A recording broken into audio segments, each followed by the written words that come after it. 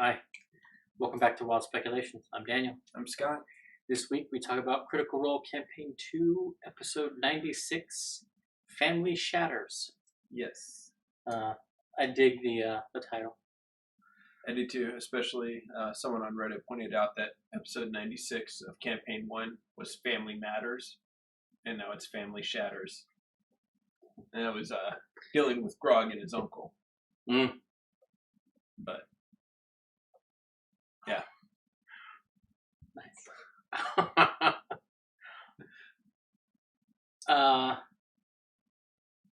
Some cognitive dissonance from me at the start of this episode in the first, say, 2 rounds of combat. Okay. Because last episode, episode 95, Matt clearly told everybody, Caduceus specifically, that he saw his mother and aunt, his father and his sister. Yeah. And I don't know if Matt took Taliesin aside and said, really, you only saw one of them. Or if they all just forgot that he had recognized them both. It certainly helped build tension as the fight went on. Right. But I think it would have played out differently, and Matt would have got what he wanted, which is for them to cluster so that he could petrify them. Right. If he had said, that's a Firbolg, that's a Firbolg. Yeah. And here are Firbolgs over here.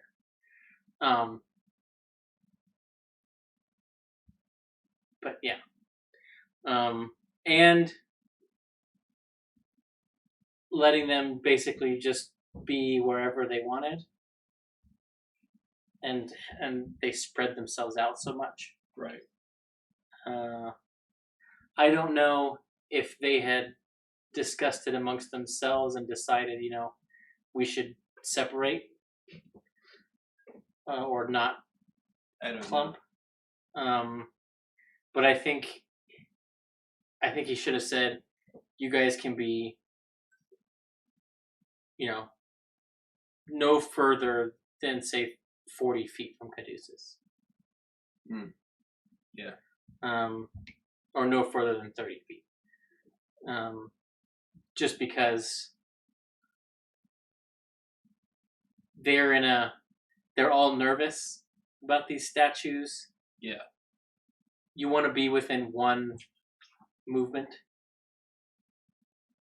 of somebody, of the principal person, let's say. So, and it also meant that Ashley was so far out of the battle that she wasn't able to contribute. Yeah. The first turn. Which made it so that his monster lived until the end of the 4th round. Instead of dying somewhere in the middle of the 3rd. So, but yeah. That was my big, I can't even say big thing, but that was my thing at the start of the episode. I was like, gotcha. Does this really match how last episode ended? And I have to say, Matt, couple things. One of which a normal game master would not have to deal with. And that is Sam's ad instead of telling him where Nat is. That I could tell that really annoyed him. And the other thing that Matt was dealing with, that a lot of DMs would have to deal with, was Marisha later on in the episode. Which we can talk about that when we get there. But yeah. And we got 2 new spells in the combat that haven't been cast, to my memory anyway. Yeah. Not Levitate, which she's had for 3 levels now. She's been sitting on that. But Nott doesn't really cast spells a whole lot. No. Very rare.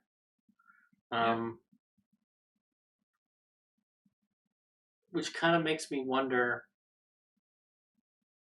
why he chose the Arcane Trickster. Yeah. Other than maybe Thief didn't really sit well with him, and he's not going to do Assassin because that's what Vex did. That's what Vex did, and also he just. Well, I think Vex did too. I think she got to 3rd level on Rogue and took Assassin. Yeah, I think he had not initially went into Arcane Trickster the idea of learning magic because magic's the solution to her end problem. That's true. And and Caleb cast Disintegrate. Also, Caleb was the one burning through legendary resistance. Yeah, with slow right off the bat. Yeah. I kind of wish he had just cast slow 3 times in a row. Yeah. Just to burn through them, because at the time, on my first watch, I was like, why didn't he use the legendary resistance against the Disintegrate? Yeah. Because that's a lot of damage. But he did. Yeah, I know. And they took all 68 of it.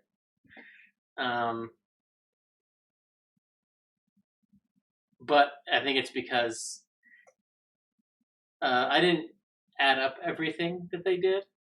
Mm-hmm. But my rough count is that thing had north of 400 hit points. Yeah. Because they were doing basically almost 100 hit points around in damage. Altogether, yeah. Yeah. So.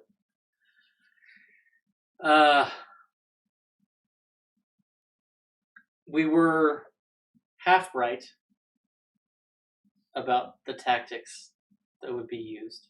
Yeah. We assumed they would probably be clumped together more. Yeah. So it would charge out and try to petrify them into one big group. Yeah, I think if they had been in a group, it would have been. Yeah. Movement. Cone. Yeah. Also, Matt gave it 4 legendary actions. Yes. By my count. And it's upping its AC, cost 2. I was surprised Matt didn't do that more. Yeah. Especially towards the end. Yeah. Although he seemed more enjoying the fact of stymieing his sentinels. Yeah. Because he's moving around. Doesn't provoke opportunity attacks. Yeah. And I actually got up and got the player's handbook because I couldn't remember how it was worded in Sentinel. Yeah. So, because I was like, can't they attack even if it wouldn't trigger? But it's just if they use the disengage action, not if. And I just had to double check the wording there. Yeah. Yeah. I also thought a similar thing, but yeah.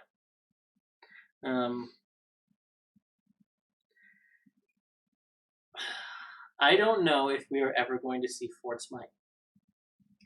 Yeah. He ran all over the place in this fight. And it arguably got him killed. Mm-hmm. Whereas if he would have stayed and hit the bull, 5th level smite. Yeah. Or charged him when he had advantage. Try for the crit. Yeah. And then dump the smite. I don't know. But he did correct himself on the number of Eldritch Blasts that he had. He did, right off the bat. Which I kind of grinned at.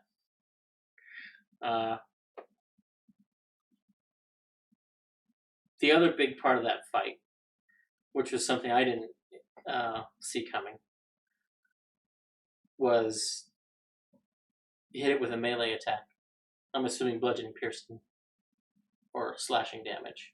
Yeah. it does 2d6 poison damage. Yeah, because I believe it triggered off of Knott's crossbows as well.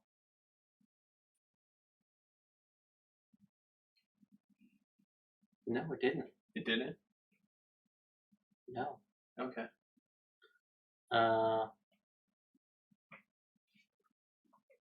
But Knott's crossbows are a ranged attack.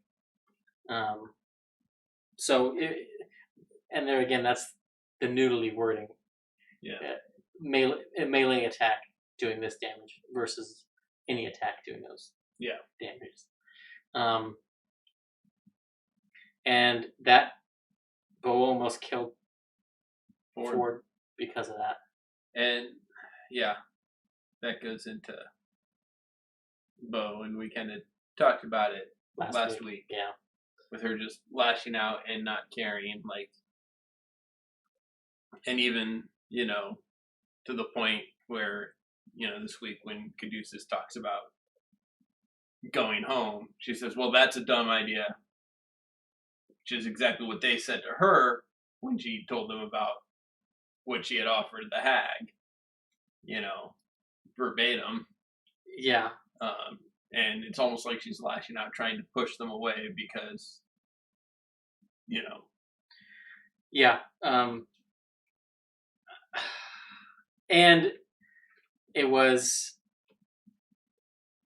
great of Marisha to pull out the wine bottle.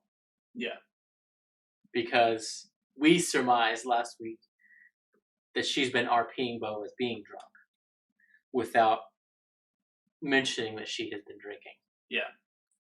She's been drinking and she's been reverting to her pre-Molly death personality. Yeah. Even to the point where she's stealing mail again in this episode. Yeah. I'm going through everyone's mail. I'm stealing some of it, but some of it I'm just rearranging.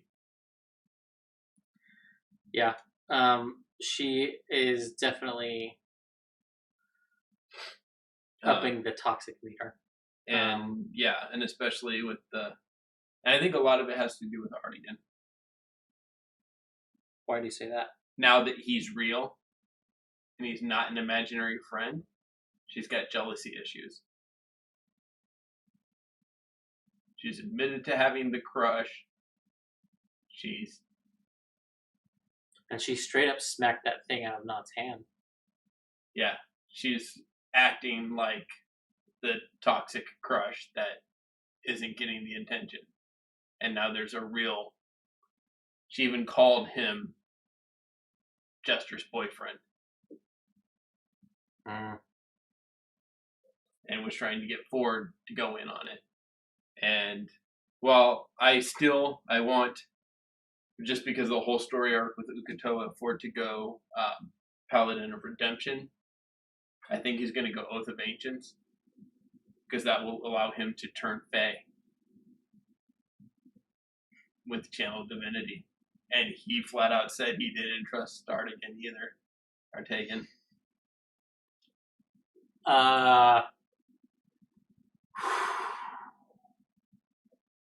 And that level up is coming pretty soon. Yeah, it is. 1 to 3 episodes, I would assume. I don't think it's going to happen until after. Well, the live show is going to at least be the peace talks. You think? I think. That's the next thing they've got to do. And that's and there's nothing really in between that at this point. There's a potential changing of Knott. There's RP with Knott's family, Jester's mom. If they're back in Nicodranas, Jester could have to deal with her shit. Yeah. Face arrest. There's a lot of things Matt can do. Yeah, but he usually does big things like that. There was a big Avantika scene at a live show. Yeah. He doesn't usually push the side stuff. And them as a group don't usually push the side stuff as huge parts of live shows. Well, I mean, turning Knott back to Beth is not really a side thing. And neither is Jester dealing with her banishment from home. Yeah, Jester's Like- banishment from home is How? because she's been going freely multiple times Yeah. without any interaction. At this point, it's a non sequitur. You know, it's not. So here's the thing. The guy most definitely will have spies. And now there's this halfling family. And maybe he's heard that Jester's... Because the last time they were there, she never cast this guy's self. Right. Or the first couple times they were there, if they were outside of her mom's rooms, she had this guy's self going. She was a little more careful about it. Yeah. And they're coming and going. They're coming and going from a potential political rival's place. There's a lot of things that if Matt wanted to drop it, he could drop it. And I think it's most poignant to do it now, when they are going to, where Not is going to have make the choice to stay or go, and Jester can be put in a position. Well, now you can stay. Or here's this thing, you do this thing, you don't have to be afraid to come home anymore. Yeah, I mean that's entirely possible. I don't see it happening.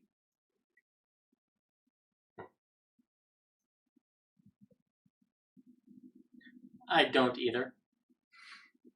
I'm just saying. Fair enough. That if that's what he wanted to do at the live show, he could concentrate on that aspect of the story. But I think you're probably right. I think it's going to be, you guys go to Nicodranus, they cast the spell on Not. Yeah. You board the ball eater. And maybe we have a random encounter, or a chance of random encounter on the seas. Yeah. Maybe not. Matt just wants to get to the thing.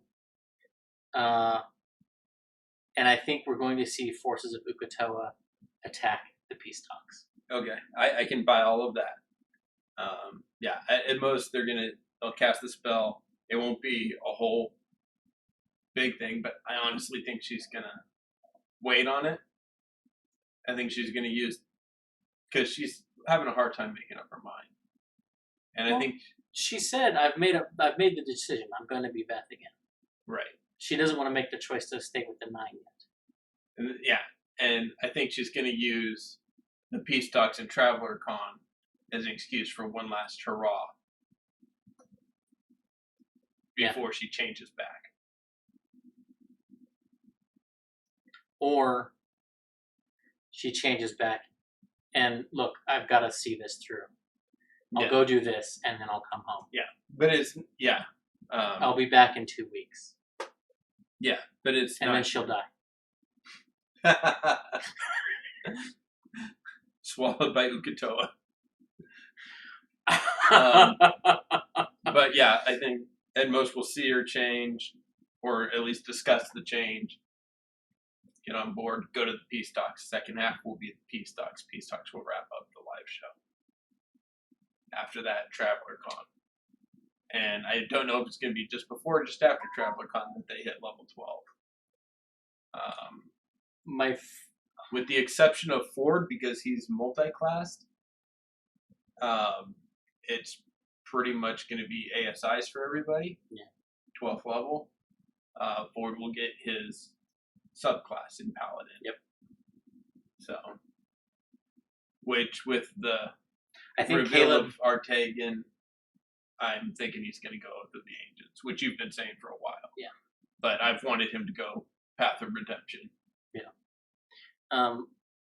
I think Caleb takes a feat, and I think he takes Elemental Adept. Fire. I can see that.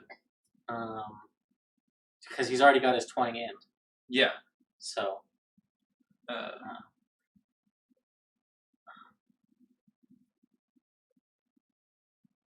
Spell Sniper is the only other feat I could think of. Yeah, he's already got Warcaster. Yeah. So. Magic Initiate would be interesting, but I don't know where he pulls that from, narratively. Unless he chooses Wizard and just chooses Dunamancy spells for his training with Essek.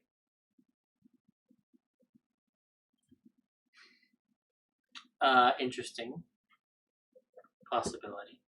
The other possibility is to reflect his, or rather, Jester's influence and his devotion to her and the Traveler. He takes Cleric and takes some stuff reflective of the Traveler. Yeah. I don't. That's super long shot. That's a much longer shot. Because there's nothing in the rules against a wizard taking magic initiate for wizard. No, and I've had extra wizard spells. I've had a player do magic initiate cleric and then take cleric levels. Yeah. Just gives you that little extra juice. Yeah. And that would totally make sense for him. Studying the Dunamancy. Just pick a bunch of Dunamatic spells. If he does that, maybe we'll see some Dunamancy cantrips. Yeah. Exactly. Yeah. I really want to see her just up her intelligence.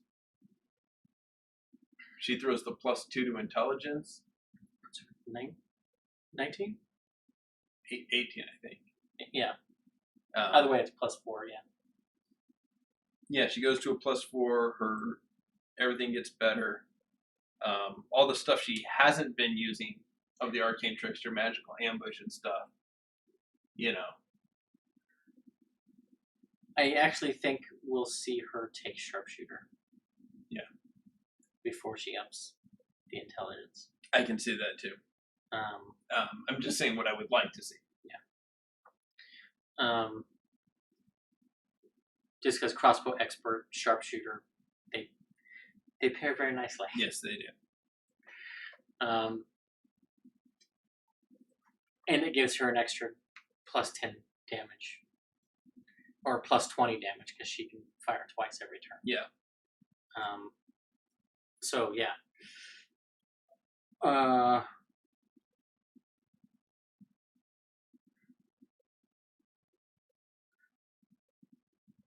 Yeah. Before we get down too that much rabbit, into that. Yeah. We're already going too far. Yeah.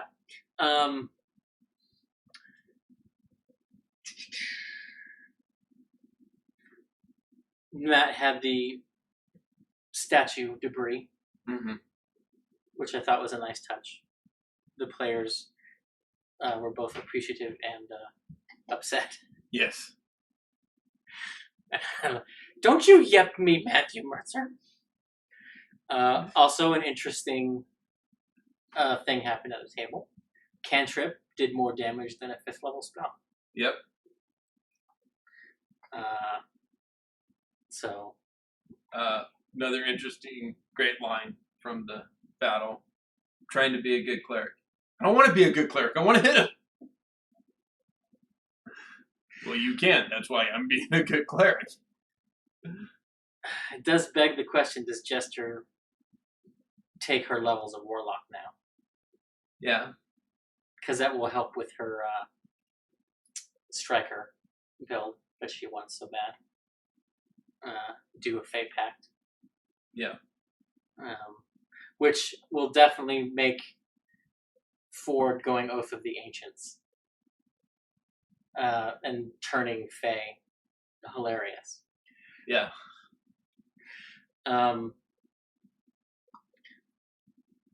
Ford almost died. Yes. Thanks to Bo. 2 fails. No, only 1 fail. Almost 2 fails because he only rolled a 10. Yeah. When he rolled. Bo almost petrified once. He got her the second time. And they had to use the oil that they bought. Yep. The Willow Shade oil. Now, here's something that I'm interested to hear about and take note of. Okay. They cast Greater Restoration 8 times in that episode. Matt addressed this on Twitter because Okay. they had talked about it, and they just deducted the cost out of their characters of the components after game.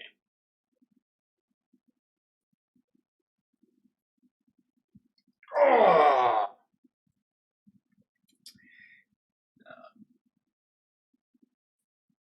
That irks me. And here's why. I had already rationalized him not digging them because they had 800 gold worth of diamond. Yeah. They had a 500 and a 300. And Bo has a jeweler's kit. Yeah. And can make it dust. So my rationalization was they powdered those diamonds and used them. Yeah. And that may have been how they did it. He just said they took it out of their inventory after the fact. He didn't say they took it out of the gold specifically. Oh, okay. So that may be what they did, but it was the components were accounted for out of their inventory after game. Okay. Whether that was through the diamonds or through gold. Okay. Well, the diamonds I accept much better. Like I said, I had already come to that conclusion and done the math. And I was like, okay, they didn't say it. I'm fine with them having done it. Yeah. They have everything there. Fine.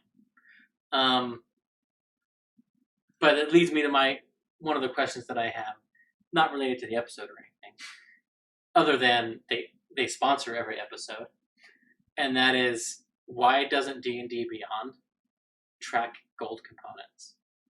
Yeah. There's a thing where and if it says like you can't cast this spell, you don't have the component. Yeah. Or when you choose to prepare that spell, it comes up and says, you don't have this in your inventory or something. Todd, Jeremy, Mike, you guys got an answer? Yeah. Just because Matt said he was going to do this campaign. Yeah. And to their credit, they have done their best to try to buy these things. Liam is more on top of it. Yeah. And I think that's because he's a DM. Yeah. And keeping on top of your players' components is the main way to limit spell casting. All the spells that get dinged as overpowered in a lot of threads, it's like, are you making sure that you're spending the money beforehand? Because a lot of them are ones that not only have a gold cost material component, but one that's consumed. Yeah. So you have to buy it every time you cast the spell. Yeah. Like Find Familiar. Yep. Not really dinged as overpowered, but literally costs you 10 gold every time you cast it. Yep. Because it's 10 gold worth of incense and herbs and charcoal, stuff that is used up in the spell. Yeah. You know, and for a first level spell, that's expensive. Yeah. 10 gold a spell for a first level character, that's not cheap. Yeah. So, yeah. And I did ask Marisha if it was cathartic for Bo to crush Caduceus and Jester's diamonds. I did not get a response. So, yeah. Or, I mean, how often do you have 100 gold at first level to buy a pearl to cast Identify? And that doesn't get used up. You only got to buy it once. But, I mean, how many characters have 100 gold at starting right off the bat? None. Exactly. Even the ones that get, 5d4 times 10, they can get up to 200. But even if they roll max, they're spending half of it on that one component. One component for one spell. Yeah.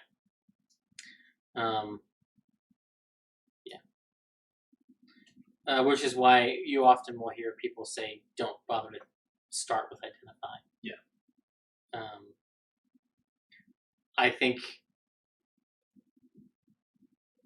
when it's important to the character build, I have always started with it. Yeah. Not necessarily being able to cast it, but to have it in my back pocket. So if I find a pearl or first 100 gold I get. Yeah, exactly. And that's what I do. Yeah. Not cheaps out with the Sovereign glue. Can we try just regular glue? So, especially on my rewatch, I was contemplating how I would have adjudicated that. And I think the way Matt did it was probably the solution they used in the situation. The way they did it and the way he did it, I think was correct. Mm-hmm. But I found myself thinking about specifically Caleb's idea to pour silver in to the cracks so that he would transmute it to stone. Yeah.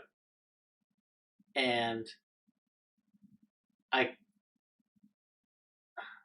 in my head, that would have been cool, but the side effect for that would have been an odd colored scar. Yeah. And maybe other health effects like a persistent cough all the time, something like that. Always setting off the metal detectors. The other option that they didn't use was to take some of the petrified stone parts of others. Yeah. And meld those in. And in that case, I probably would have ruled no side effects. Provided what they merged in wasn't clothing. Like they would have had to determine this is definitely flesh. Do you want a simic hybrid? Because that's how you get a simic hybrid. Yeah. But they put him in Caleb's storage. Yes, his vault of amber. Yeah. I also loved Liam advising Laura. Because before she asks about the mending cantrip, they're talking back and forth, on my rewatch, I was reading their lips a little more, and they were talking about whether or not he thought it would work. Yeah. And you see him say, I think it's got to be small pieces. Like it will only work on small pieces. You're right.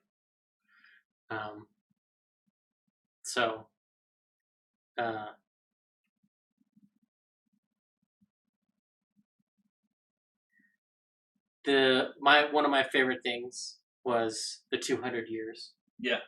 It's been 10. See, you feel better about it now, right? Because of her.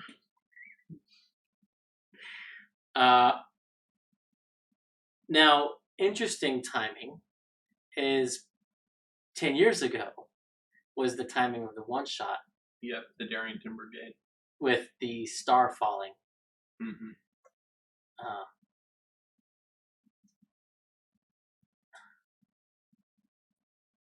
I don't know. There are such things as coincidences. Yeah. But are there? Exactly. Was this bull sent out? Geographically, they are kind of far apart. Yeah. But one star, usually when something crashes, it's more than one thing entering the atmosphere. Yep. And the Gorgon eats stone. Which could be what mutated it into what it was. Yep. Yeah, I had the same thought. Also, I mean, for me, it's all but confirmed. Okay. That Ford, in an adoptive sense, is part of the Stone family. Yeah. We talked about when that was revealed and the orphanage background that an orphanage would be something that Avandra would be interested in. Mm-hmm. They worship Devondra here. 25% of all of the stones are Dragonborn. Yep. Who 20 years ago lost their homeland. Yep. And the Revenites. And most of them are Revenite. Yeah. Which, you know. So that just was like even more that Ford is one of these stones, whether he understands that or not. Yeah. No, and that goes into. I think it ties into not that it was set up, because you know it's very clear that he came up with the name Stone. Caduceus, you know, Taliesin came up with the name Stone individually without talking to each other. Yeah. However, with the Heroic Chronicle in the Explorer's Guide to Wildemount that they've talked about, done a you know, excerpt on, there's the thing called prophecies where you can kind of say, hey, these are story beats I'd like to see my character go through in its growth, and the DM works them in. And I think this is an example of one of those. Yeah. Because I think for Ford, part of it was find out where I'm from. Well, not just that, but the whole, you know, and I think it got more tied in with, rather than find out where I'm from, was the redemption, freeing himself from Uk'otoa. Oh, well, there's stone and stone. Let's get him to the wild, you know, if he gets to the wild mother, we can tie this in.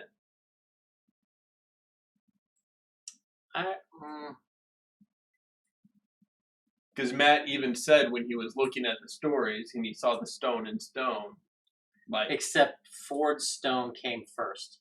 Yeah. By many, many weeks. Right. Well, I'm not saying he planned this at the beginning of the campaign. I'm saying when he got the other thing, he said, this is how I tie it in.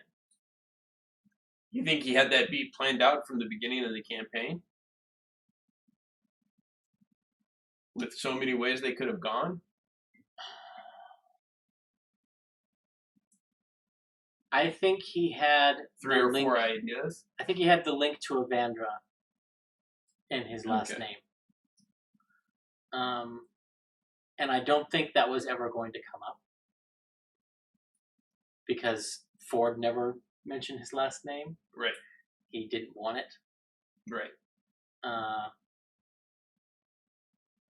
I think discovering where Ford comes from, I think, is one of those things that Ford may want. Mm-hmm. But that has more to do with Vandrin. Yeah. Than with this stone connection. Yeah.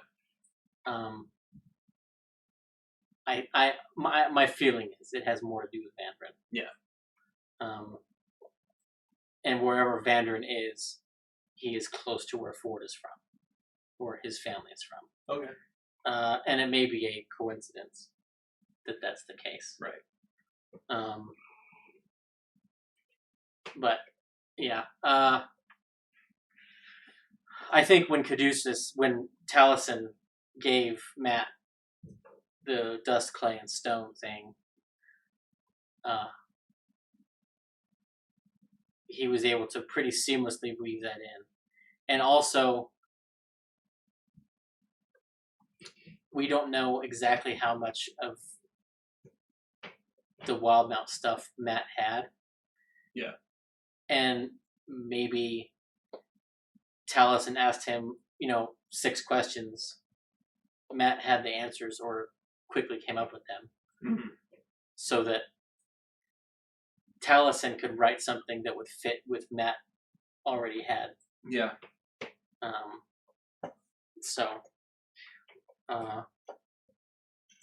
I also don't think it's an accident that this place is close to Uk'otoa's last. Right. Fane, as he's been calling it.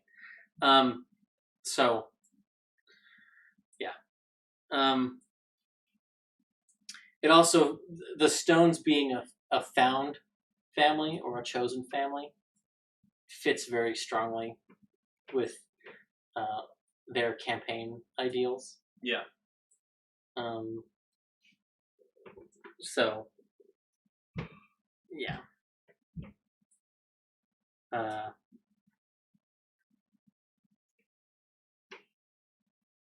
Let's see. But they have their little adventure. Caduceus has his pranks, which I thought the reveal of you need to put the crystals in this pond was great. Yeah. Because it's sort of, in the way that Caduceus is going to view it. If his sister hadn't have been there, and he wouldn't have pranked her, they may not have figured it out. Right. But everything worked the way it was supposed to. So I loved that, and the fact that it was her. Yeah. And I loved Caduceus's father being having actual glass, and that it didn't work. Yeah. And him being arguably dumber than Caduceus. Yeah. I liked all the characterization of all of the Clays. Yeah, I'm waiting for the one shot where the cast play as the Clays, and they get Mika and Sumali, and it's the restoration of the Grove for a one shot. Well, Keg is there too. That's true. Yeah. Like that's Ashley. my hype is for Rini, Neela, and Keg to do like a guest star side shot. I don't know, like a parallel game, and maybe the cast play the Clays. Yeah. Just because that would be awesome, and it would be a way for them to be involved sort of in the story without, because the other option is the family doesn't actually succeed in planting those seeds. They'll plant the one in the graveyard. Yeah. But where they need to go is going to be too dangerous, I think. And maybe it cost one of them their lives to discover that. Yeah. Although I could be wrong, but I think something that big, Matt wants to happen on screen, not off screen. Yeah. Well, and the guest star thing would be a way to put it on screen. Yeah. And have the players involved, even if their characters aren't. Right. And would be a first for the Critical Role show, where guest stars genuinely affect the course of things. Like, arguably, when they had Will and Felicia and Mary and Will on, those weren't huge campaign affecting things that they did. No. And even arguably when they came back in the finale against Vecna, their contribution was not epic either. Because Vecna was just like... well, he kind of had to so that they could rotate the next guest stars coming back. Yeah. It's kind of like, okay, you're coming back, you're going to get 3 rounds and then you're out. Yeah.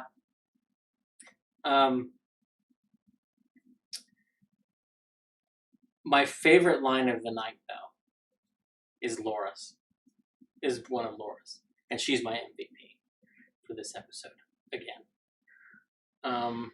And that was after she redesigns her idol, and Sam tweeted out the picture. It was great.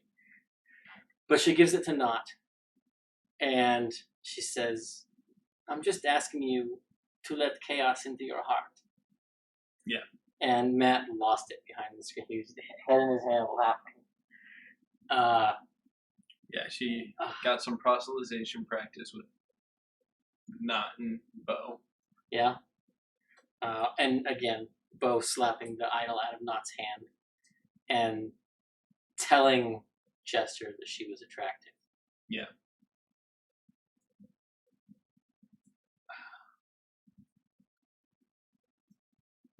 Something is going to have to give. And if they don't confront Bo before the talks, it's gonna be potentially bad, because Bo is of the temperament that when she gets a whiff of bullshit, she's going to just lay into all. They're hiding a beacon. They're not giving everything. These guys are crazy, just as religiously zealots as you guys are. And you guys are all fucking hypocrites. And your hatred is so ingrained, and I could just see her going off on them. Mm-hmm. And the peace talks just ending. Yeah. And maybe they come to blows right then and there. I don't know. If Uk'otoa doesn't attack the peace talks. But I think it's very likely that Uk'otoa attacks the peace talks. And maybe they can spin that into, you had to work together to defeat this. Yeah. Or we might see the Plank King. Yeah. Because Jester has talked to him, and the movements of the Imperial Navy and the Drohassian Navy are of interest to the Pirate King. Yes. Especially when they are meeting off the coast of his primary rival. Yeah. He may make an appearance. And maybe wants to use this, maybe taking hostages, he can put pressure on the Menagerie Coast. On the... I'm blanking on the name of the political organization that runs the, Port de Mali and Nicodranas. Yeah. But put pressure on them. And he would, if he captures the Mighty Nine, they are friends with Yuza, who is sort of outside but part of that power structure as well. Yeah. Who also has connections with people in the Empire. So it's a tempting target for the Plank King. Mm-hmm. If he can find out where it's going to be. I'm still hoping it'll be the return of Avantika as the Deathlock. Well, if Uk'otoa is going to... Yeah. Yeah, that's how Uk'otoa attacks. Oh, man. A black ship with black sails comes out of the fog, and at the bow of it, and backed by specters, zombies, skeletons, is Avantika, come like Davy Jones from... Yep. Oh, that's good.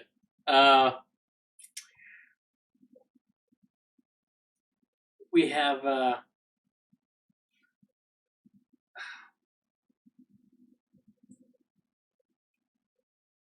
let's see.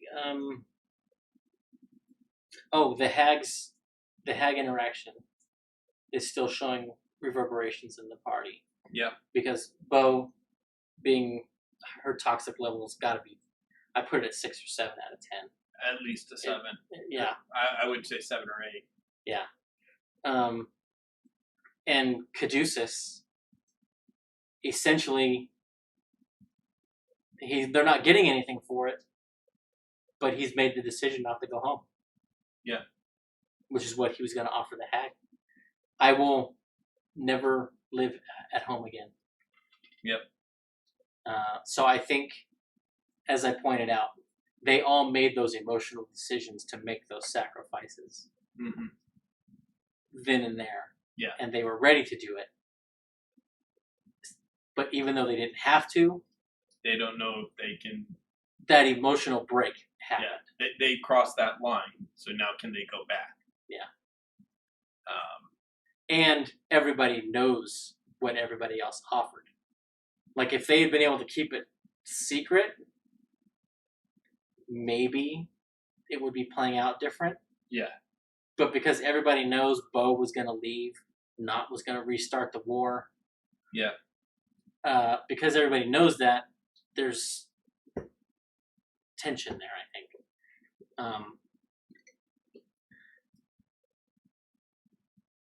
Also interesting that was Caduceus' saying,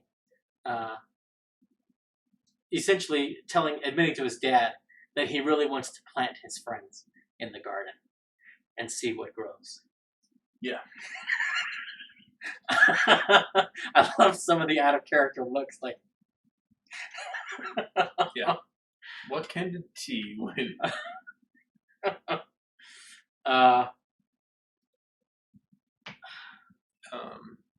And I love that Jester gets a planner ally. Oh yes. And it's a quickling. Yes.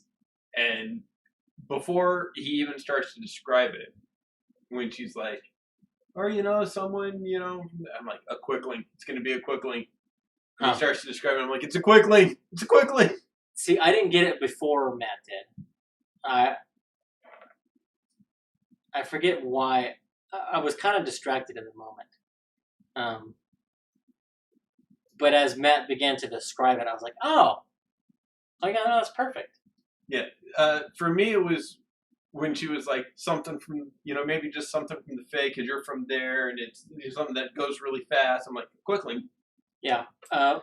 My brain, when she said transports via plants, went to woodwode. Yeah. But that's not perfect, and has different connotations. But yeah, so Had is going to be getting a gift from her. Dozen cupcakes. Fresh ones this time. Yes, fresh ones, and the fungus one. I can't remember what it's called. But yeah, the one specifically she was eager to try. So, gift giving. Jester is definitely gonna be offered the spot in the coven. Yeah. Yeah. Yeah. I got really excited about that. I remember. I await the sending. I remember having a character die to quicklings in a campaign when I lived up in Flag. Thanks, Tim. Trying to think.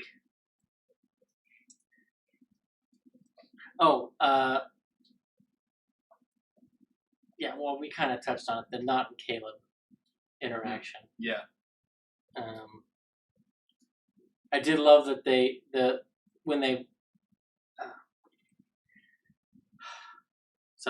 don't want to brush over it because we touched on it, but didn't go into it. But Caleb admitting to Not, this is, family, and it's been important.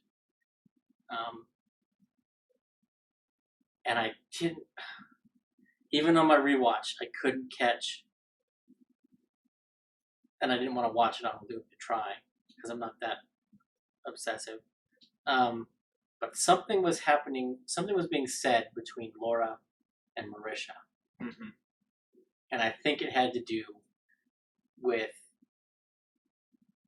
Widow Jest. Could be wrong, but that was my feeling. Yeah. And whether or not Caleb how he loves Jester. And still the do you love her echo is still sort of hanging in the air.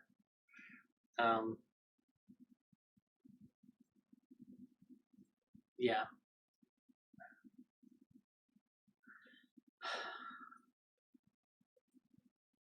You think it will take Yasha and Bo having sex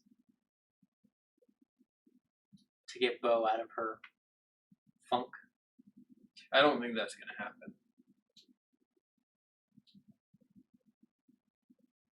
See, I think it will.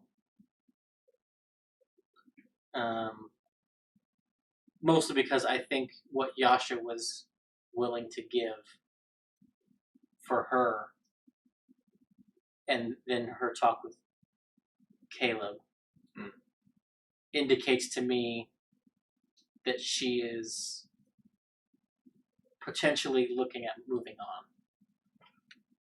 Yeah.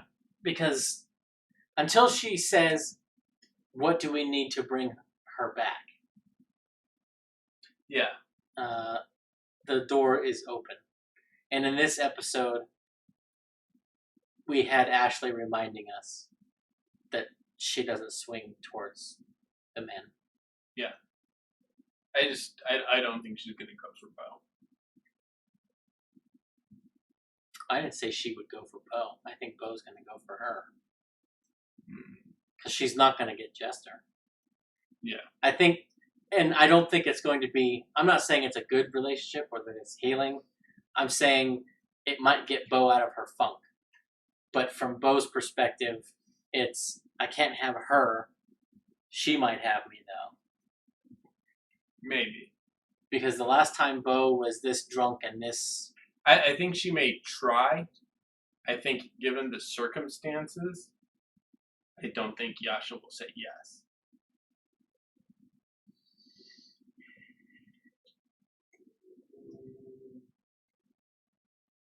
I don't know. I think... And maybe these are just out of character. These are more out of character things. But I think Ashley has been dancing around that. And Marisha has been poking at it. Yeah. With, Yasha fucks. And, and joking about Caduceus' family. And how, it was a small house. It's not weird. And I'm like, wait, what? No. Yeah, your parents were bugging. Yeah, no, it's a small house.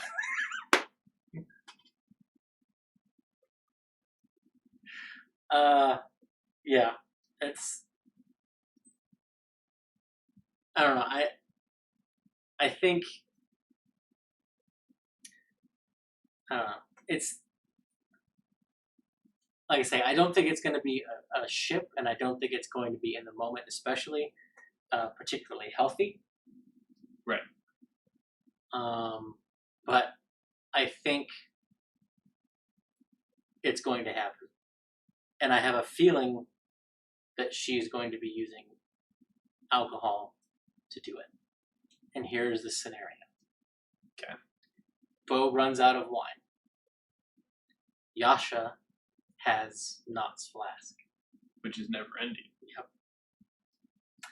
And she comes up to Yasha and says, hey, why don't we hit that? And then they start trading, and Bo makes her attempts, and I think Yasha could be swayed in that moment. And it will have a huge fallout. Because I really think Bo, on an unconscious level, I think Marisha's putting this in, is trying to break the 99. Yeah. I agree with everything you're saying. I just don't think it's actually going to. I think it's going to be attempted, but not actually happen. Okay. I think Yasha will have the fortitude to say no.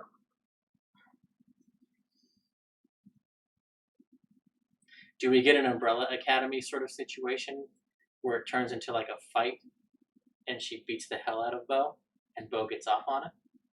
I would love that. I am 100% for that. With that, we will leave you and come back to you next week, guys. I guess. Bye.